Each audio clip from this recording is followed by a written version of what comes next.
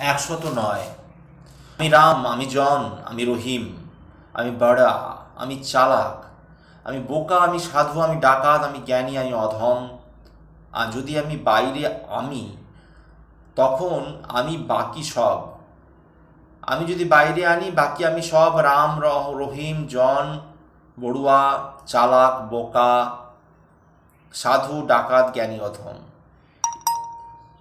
এই আমি যোগে আমরা ভিন্ন ভিন্ন একজন। জগতে ভালো মন্দ, চোর ডাকাত, রাম রহিম, একটু ভালো করে ভেবে দেখলে সেই আমি দিয়ে সব যুক্ত। সুতরাং আমিময় পৃথিবী জগৎ। তাই আমি ছিলাম, আমি আছি, আমি থাকব। হ্যাঁ হ্যাঁ, নানা রূপে রূপান্তরে ওই আমি অমর, আমি এক ও অভিন্ন। 110। আশ্চর্য, কিছুই পাবো না? না না, এটি কোনো ভালোবাসা নাকি?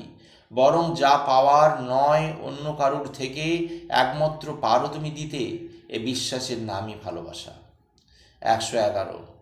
আমার জন্মদিন পালন করতে চাও কেন? গত দিনের যে মৃত্যু ঘটল, তার আগে শ্রাদ্ধ বাসর, তাহলে কই তাকে নিয়ে অনুশোচনা বা কই? দিনের কেবল দিনেরই কেবল এখানে শ্রাদ্ধ হয়। প্রায় 23,725টি জন্মদিন, মানে মৃত্যু রাত পার করে আমি আজ নিজের মৃত্যু বাসরে। আমি বুঝি জন্ম মৃত্যু কেবল চাষ ঘর আর ঘর। 112। এবার ধরিত্রীর ভার নিতে স্বয়ং ধরিত্রী প্রায় হাজির শতরূপে। ধৃতরাষ্ট্র, গান্ধারী, তোমরা তো অন্ধ, টেরই পাচ্ছ না, সে সংকেত বিদুরেরা বোঝে। 113। বউকে চিনি, বন্ধু বান্ধব চিনি। হ্যাঁ হ্যাঁ, বান্ধবী, ছেলে মেয়ে, আত্মীয় পরিজন, এদের সকলকে খুব চিনি, ভালো মতন চিনি। কিন্তু সত্যি কি চিনি ছাই? বউ এসে জীবনে জীবনে 25টি বছর, তারপর বাকি পর পর। বান্ধবী এসেছে অনেক আগে কিংবা পরে, আর শত্রু মিত্র প্রায় জীবন রাস্তা জুড়েই। সবাইকে ভাবি বেশ চিনি, খুব চিনি, অন্তরঙ্গভাবে চিনি, হৃদয়ের গভীর থেকে চিনি, হাড়ে হাড়ে চিনি, দীর্ঘদিন চিনি, হাতের তালুর মতন চিনি। আর নিজেকে বলি, আরে শালা, চিনি মানেটা কি? এ তো দানা চিনি। এ বস্তুও দেখা যায়, হাতের তালুতে ঘষে চোখের সামনে রেখে দেখি। তাহলে এই চিনিকে সঠিক চিনি কি? চিনির দানা গিললেই চেনা, নিম চেবালেই চেনা, কিন্তু ওদের গিলা আর চিবানো কি যায়? তাহলে আমার ওই যে সব চেনা, সবই ভুল চেনা। সাদা দেখে দুধ চেনা, দুধ সাদা, বক সাদা, তাহলে কি দুধ মানে বক? এদের সবাইকে এভাবে চেনা। ওরা সবাই একেবারে অচানা অচেনা। আরে এখন এই আমি, এই শালাই বাকে কেমনই বা এই আমি নিজে লিখেছে অচেনা, অদেখা। সবাই এখন গুলিয়ে গোলমা। ঢোক গিলে সময়টি বুঝলাম। হ্যাঁ সত্যি কিছুই বুঝলাম না, শুধু একটু অনুভব করলাম। যে নিজেকে চেনে না, সে বাস্তবে যা যা চেনে, দুধ মানে বকই চেনে। 114। বস্তুকে কি দেখি? আদৌ না। বস্তুকে দেখা যায়? যায় না। অগাধ অপরিমেয় অক্ষয় শক্তি। আসলে যা যা দেখি, করি, খাই, নড়াচড়া করি, সবই অবস্তু, সবই ভ্রান্তি বিলাস, পরিণতি জগৎ। পরিণতি পরিবর্তন, পরিণতি ইতি। বস্তুর কোনো ইতি নেই, অথচ অদৃশ্য বস্তু সব কিছুই ছাড়ি। পরে আষ্টে পৃষ্ঠে মার, শুধু প্রহার। 115। আমি তাকেই ভালোবাসি যার প্রকৃত অর্থ আছে, সত্যি আছে মাটি। অন্যদের ভালোবেসে ছাইপাস পাবো বাকি। সেই জন্য রামকৃষ্ণ, হ্যাঁ, এর প্রকৃত অর্থ আছে, এর সঙ্গে আছে মাটি। মানে বুঝবে না হয় কেউ, কেউ তো বুঝবে অমূল্য সম্পদ টাকা মানেই প্রত্যেকের জীবন ধারক বাহক মাটি। 116। আমি কবি, এটা নিজে কই, লোকে বলতে কয়, লোকে কয়। যদি ধরো আমি জোর করে কই, লোকে কয় জানি জানি, শালা মস্ত বেয়াদব, পেঁচি বক যেন শালা রাজহংস। আবার যদি মঞ্চে আমার কবিতা পাঠ শুনে লোকে বাহ বাহ দারুণ, এবং যদি খুব জোর দিয়ে হাততালি লাগায়, নিশ্চিত তখন আমি বুঝি ওরা ভেতর থেকে সঠিক এই কথাগুলো কয়। ঢের হয়েছে রে বানর, গোবরা, এবার নেমে পড়। ছ্যাঁচড়া, দয়া করে তোর প্রলাপ এখানেই ইতি কর। কবির বাচ্চা চৌবাচ্চা সব। 117। দাদা আমাকে ঝুলিয়ে রাখলেন। দেখ, চন্দ্র, সূর্য, নদী, নক্ষত্র, চাঁদ, মহাশূন্য সবই ঝুলে আছি আমরা। দাদা আমাকে ঝুলিয়ে রাখলেন। 118। মনোরথে আমি ভুবন ঘুরি। দেহটি তো ভাই সচল অচল ভাড়াটিয়া সহ একটি সুন্দর ঘর। পিতৃমাতৃ সুরে একটি পাওয়া, পৃথিবীর অপূর্ব কারুকার্য তাকাময়, অনিন্দ সুন্দর এই দেহধাম, এই ভবন, এই শূন্য অমূল্য। কখনো কখনো যে ঘরে থাকি, কখনো এই দেহ বিছানায় রেখে বেড়াতে যাই। মনই যে এখানে আমার একান্ত অনুগত বাহন। 119। সেই কাজগুলো সত্যিকারের সুন্দর চমৎকার, যে কাজগুলোতে দেখা সেবা করেছি এই মনোভাবটি থাকে। তাই মায়ের হাতে তেলবিহীন জল ছড়ানো রান্নাই ছিল অবর্ণনীয়। 120। এক মাকে দেখলাম নিজের বরাদ্দ যৎসামান্য খাদ্যকে লুকিয়ে নিয়ে গিয়ে আড়ালে শিশু সন্তানদের আনন্দে খাওয়াতো। পাড়ার আর এক মাকে দেখলাম তার অসহায় শিশু সন্তানকে ফেলে অবলীলায় পরপুরুষের হাত ধরে আনন্দে পালাতে। আমি শ্রদ্ধায় মাতৃদিবস পালন করতে চাই বন্ধু, কিন্তু কোন মায়ের উদ্দেশ্যে? 121। টবে কত বাহারি গাছ, নানা গুণে নানা ফুল আর ফল, অথচ ছায়া দিতে ওরা পারে না, অক্ষম। কারণ জন্মলগ্নে মূল মাটির সাথে ওরা সব বন্ধন হারা। 122। যেতে পারি কিন্তু যাবই না। ঠিক এই জেদ নিয়ে যখন দাওয়ায় বেনুবুড়ি দেখি ছাগলটির কানে ধরে টেনে এক ধমকায় কষায়, মরণ, সন্ধ্যা হলো, ঘর ডাকে, চল, নইলে হাতে ডাং আছে দেব গুঁতো। 123। ঘুড়ি আর লাটাই উভয়ই আমাকে জ্ঞান দিল, বেশি টানলে নিশ্চয়ই মজা জমে, কিন্তু ক্ষণিক, আসলে ওটি কিন্তু কমে। ছাড়ো ছাড়ো ছাড়ো, ছাড়লে অলক্ষ্যে বাড়ে, বহুগুণ বাড়ে, কেবলই বাড়ে, এটাই প্রকৃত নিয়ম রে মূর্খ। 124। বৃদ্ধ বাবার কথা শুনে বিষম খেয়ে ইঞ্জিনিয়ার ছেলে বলে উঠল, কি বললে বাপি, কি বললে বাপি? 500 টাকা এখন কিভাবে তোমাকে করে দিই? আমার এই কুকুরের পিছনে যা যায় ভাবতে পারবে না। না না, এখন আর মনে হয় দিতেই পারবো না।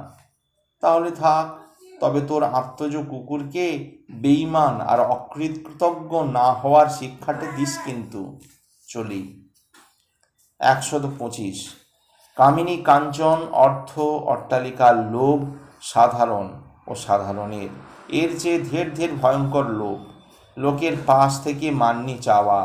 এটি নিজের ও পরের সর্বনাশ করেই, তবেই ছাড়ে। হ্যাঁ। 126। জীবন যখন শুকায় যায়, করুণা ধারায় এসো। কেন বলি, কেন? গাছ ঝলসে মরে কিন্তু দাঁড়িয়ে সে মরে, ঘাস শুকায় কিন্তু নত নয়, অনত অবস্থায়।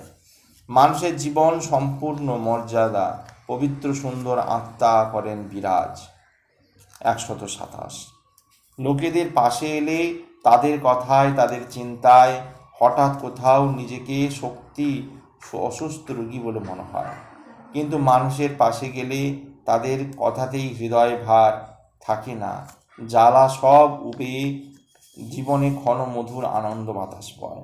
অবিশ্বাসী হলে একটিবার পরীক্ষা করে দেখো কিন্তু বন্ধুবর। 128। শ্রীরামকৃষ্ণ কখনো মঞ্চে ভাষণ দেননি, বরং নিজেকে অবিরত খুঁড়ে নিজেকে দেখিয়ে গেছেন মানুষ থেকে মনুষ্যত্ব, পরে দেবত্বে কিভাবে পৌঁছানো যায়, ঠিক এইভাবেই আত্মদর্শন দ্বারা বড়ত্বে পৌঁছানো যায় আপনাতে। বড়ত্ব কোথাও বাইরে নেই, বড়ত্ব বিবর্জিত বিরাজিত নির্মল অন্তরে। 129। পৃথিবীর জন্মের অনেক আগের কথা, ইচ্ছাময়ী মা পাঠালেন তার কোল থেকে প্রথমে আমাকে, বললেন, এখানে একটি নতুন খেলার মাঠ তৈরি তোর জন্য, ওখানে যা, ভালো করে খেলা কর, খেলা শেষে সন্ধ্যায় আমি নিজের দিকে নিয়ে যাব। সেই যা শুরু, সেই মাঠে কবিরত গোল গোল আর গোল, হট্টগোল। জিততে যাবৎ আমি পেরে উঠিনি, কেবল মজা নিতে গিয়ে বারবার গোল খেয়ে যাই। অথচ মা হেসে প্রতিদিনই বলেন, একদিন না একদিন তুই জিতবি, আর তখন তোকে এই মাঠে আর পাঠাবো না। কিন্তু যতদিন না বিজয়ী হয়ে ফিরিস, ততদিন প্রতিদিনই তোকে আমি এই মাঠে ঠিক ছেড়ে আসবো। হ্যাঁ, তাই আমি প্রভাতে আমার কান্না দিয়ে শুরু হয়, বিফল হয়ে আবার সন্ধ্যায় কান্না দিয়েই শেষ। 130 অসুখীর মূল কারণ অকৃতজ্ঞতা। প্রথম থেকেই নিজের অতীত সব উপকারীর আদৌ মনে না রাখা, ভুলেও তাদের উপকারগুলো না স্মরণে আনা, ফলস্বরূপ আমৃত্যু অমৃতের ভিতর থেকেও মৃতবৎ জীবনযাপন করা। 131 কুকুরটি মুখ তুলে লেজ নাড়ে, বুঝি আমি, ও আমাকে বিদ্রুপ করে, বলে তোর কিছু পেলে অশান্তি, না পেলেও ওই একই। আমার লেজ কি বলে জানিস? আমাদের ওসব নেই নেই। 132 কাতরে বললাম, একটু জল খাবি রে ফটকে? উত্তর দিল চমৎকার, কুকুরটে, কালটা কি কিছু বুঝো? জল আর শ্রমের দাম পেলে নিশ্চয়ই পাবে। তুই গাধা নাকি? আরে জল দান একটি সেবা, মানুষের ধর্ম। তুমি একটি অশিক্ষিত। সেবা কেন্দ্রগুলো গিয়ে বারবার ঘুরে ঘুরে এসে দেখো, সেবা মানে টাকা ফেললে সব কিছু পাওয়া। এখন মানুষের ধর্ম সব টাকায় কিনে নিয়েছে। এক বন্ধু অথবা এক বান্ধবী আমার জীবনে চাই। ইটভাটার ছাই হঠাৎ গোল পাকিয়ে উঠল আকাশে, শূন্যে ঘুরতে ঘুরতে মিলিয়েই গেল। বুঝলাম তা আবার ঠিক। 134 আমাকে আগে সম্মান জানাও, তবেই আমি হাঁটু গেড়ে নত হয়ে সম্মান দেব তোমাকে। কারণ তুমি একমাত্র বুঝেছ যে ভাঙা গোটা ফিনে মাখা সবই নানা চালের একটি হাঁড়িরই তো ভাত।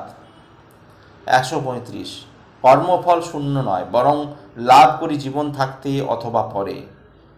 বাবা মাকে যৌবনে সঠিক দেখিনি, অবজ্ঞা করেছি। এখন আপন পুত্র থেকে লাভ করেছি সঠিক হুবহু এবং বহুগুণ পরিমাণ। 136 কবি সাহিত্যিকদের কে কবে একান্ত ভেবেছে, অথচ এরা সবাইকে একান্ত আপন ভেবেছে। কত কিছু বলে, দেখে যায়, বিনিময়ে এদের সঞ্চয় সবার থেকে কেবল ঘৃণা আর অবজ্ঞা। 137 পড়ন্ত বিকালে রোদের কত আদর, আর জীবনের পড়ন্ত বিকেলে হাহা, যদি বলো আরে শোনো না, দেখো না, কেউ শোনে না, কেউ দেখে না। দেখায় ওদের সবার থাকে পিছু টান, কেউ দেখবে না জীবনের পড়ন্ত বিকেল হলে, দেখবে নিজের শোভা নিজেই বন্ধু।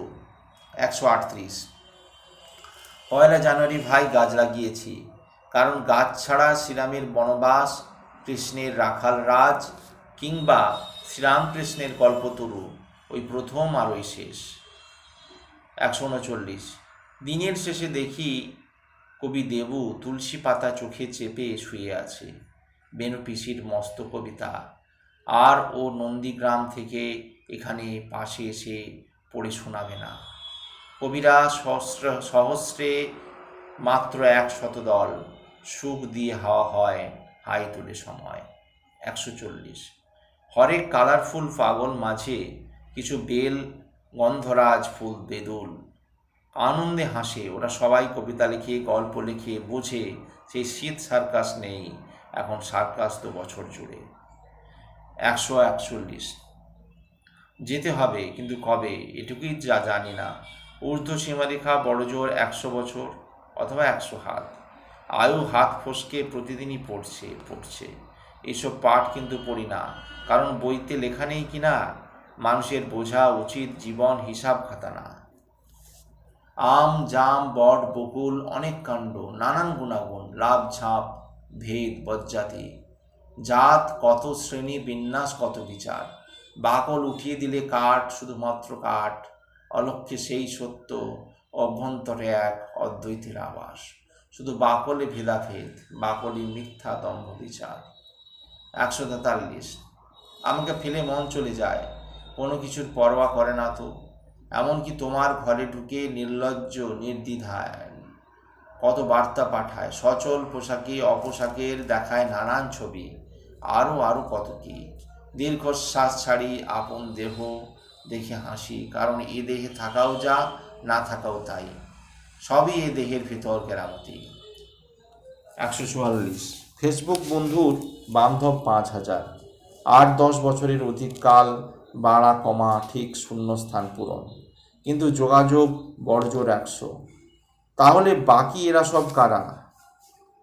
আমিও বা সত্যিকারের কতজনের বন্ধু? বন্ধু শব্দ অন্ধ না? 145।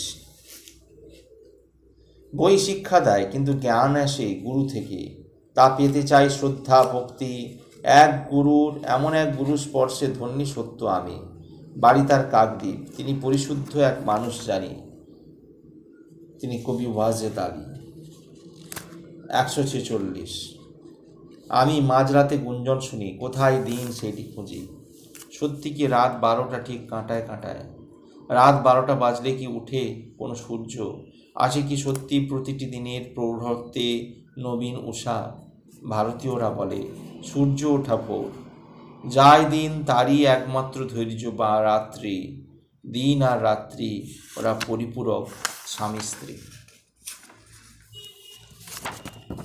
আজ শুক্রবার, রাত 12টা বাজলেই বার শুনি, ঢুকবেন দর্পে শুক্র গুরুর ঘরণী ঘরে। আশ্চর্য, মুখ বুঝে চলে যাবেনই বা কেন মহাজ্ঞানী শুক্রাচার্য? তাহলে রাত্রির কি সত্যি কোনো স্বামী নেই? নাকি সে বিড়ম্বনায় বারে বারে বার বনিতা? নাকি পাশ্চাত্য দ্বারাই সতী হন লাঞ্ছিতা? আমি সত্যি বোকা মানুষ। এসব কেমন যেন আমাকে বারে বারে বিব্রত করে, গুলিয়ে গুলিয়ে দেয়। আজ শুক্রবার, রাত 12টা বাজলেই শুনি, 1 জানুয়ারি 2021 সাল।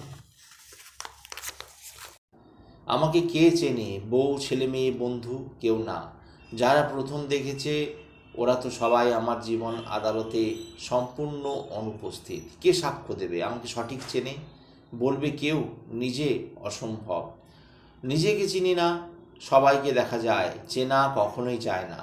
নিজের দেহকে দেখি, দেখা যায়, চেনা যায়, নিজেকে কখনোই চেনা যায় না। গাছ বলল সবার জীবনে ঝড়ঝাপটা আছেই, তবু আমি আমৃত্য সবুজ থাকি কেন জানিস?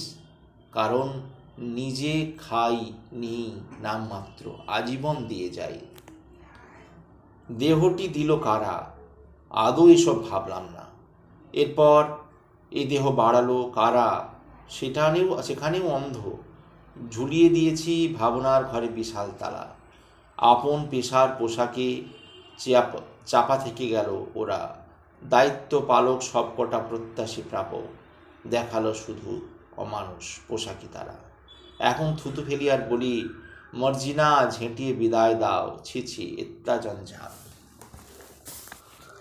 ইতিহাসের পাতায় পড়ে থাকে নবাব, রাজা, কোটাল, কেবল মন্ত্রী এ যাবৎ কাল বয়ে যায়। অথচ মন্ত্রী টিকে আছে কিভাবে?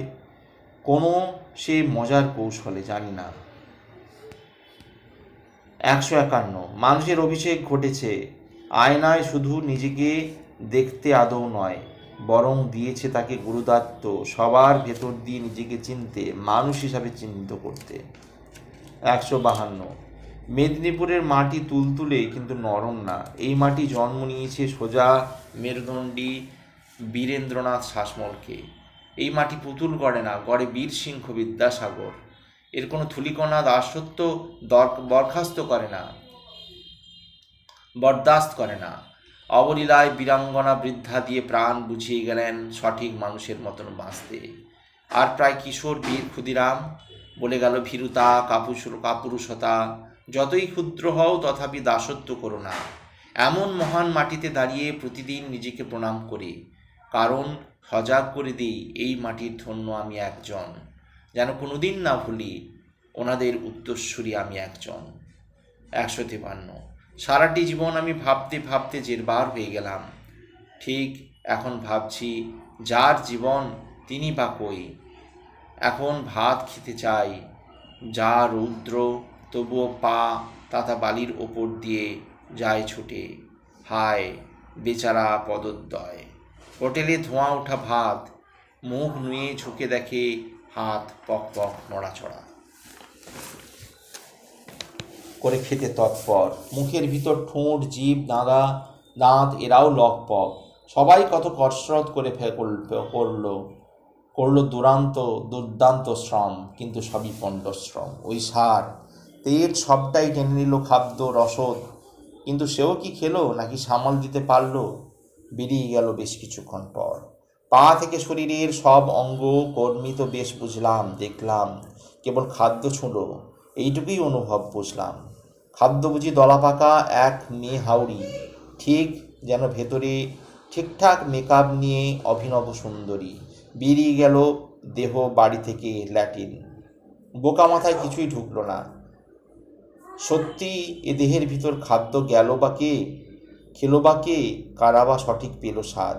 সারা জীবন এই ভাবতে ভাবতে আমি বোকা জেরবার। কি এমন ভেলকিবাজি? কোথায় বা আমি? কীভাবেই বা প্রতিদিন খায় বা খাচ্ছে? তবে কি সত্যি এসব কিছুই নয়, মিথ্যা? 154। কিছুই পাইনি, বাজে কথা, মিথ্যে কথা হে মাধব। পাচ্ছি অনেক, অনুভব করিনি। সত্যি কথা বলো, আজীবন কাউকে অকারণ কোনো কিছু দিতে শিখিনি বলেই এই পাইনি ব্যামো। সত্যি প্রমাণ চাই, ওই তো কৌটোতে ভর্তি হজমি বটি। অর্থাৎ এত পরিমাণ পেয়েছি, দিতে হবে, খালাস করতে হবে শিখিনি। রোগে ডাক্তারের প্রকৃতি খালাস করিয়ে নেয় এভাবেই। 155। আমি বড় হয়ে গেছি নাকি বড় হয়ে করিয়েছে উভয়ে, এই মানুষ আর প্রকৃতি? আমার প্রয়োজন ছিল নাকি ওদের প্রয়োজনে? দেখি ফুল ফোটে নাকি অপ্রয়োজনে? মানুষ তুমি সম্পূর্ণ একক, অব্যয়। তোমার গুরুত্ব অনেক অনেক।